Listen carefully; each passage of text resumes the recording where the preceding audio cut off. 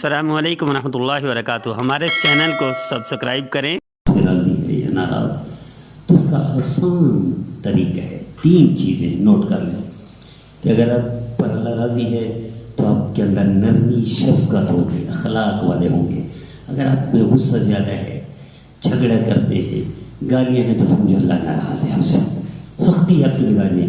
آج المیہ یہ ہے کہ مسلمان کسی بھی شعبے میں، دین کے شعبے میں جتنا آگے بڑھتا ہے سختی آتی جاتی ہے، سمجھ رہے اس سے کہیں نہ کہیں غلطی ہو رہی ہے، کہیں وہ غلط ہو رہا ہے، کہیں نہ کہیں اس سے خامیاں آ رہی ہیں۔ جتنا عبادت میں بڑھتا جائے گا اتنا اخلاق بڑھتے جائیں گے، نرمی بڑھتی جائے گی، سمجھو اللہ راضی ہے۔ نمبر 2، کیسے پتہ چلے گا اللہ راضی ہے؟ کہ والدین کے فرما بردار ہوگا۔ اگر آپ سے والدین راضی ہیں تو سمجھو اللہ بھی راضی ہے، والدین ناراض ہیں، نافرمانی ہوتی ہے تو سمجھ لو اللہ بھی ناراض ہے۔ 2 طریقے۔ تیسرا طریقہ یہ کہ آپ دیکھیں آپ کس کام میں لگے ہوئے ہیں، کون سے، یعنی نیکی کے کام میں زیادہ خرچ ہوتے ہیں آپ یا برائی کے کام میں؟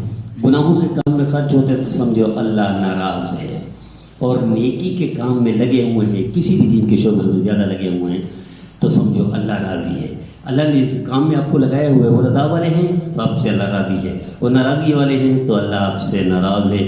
یہ 3 طریقے ہیں، آسانی سے پتہ چل سکتا ہے آپ کو کہ اللہ آپ سے راضی ہے یا ناراض ہے۔ نمبر 1 نرمی اور اخلاق ہے تو اللہ آپ سے راضی ہے۔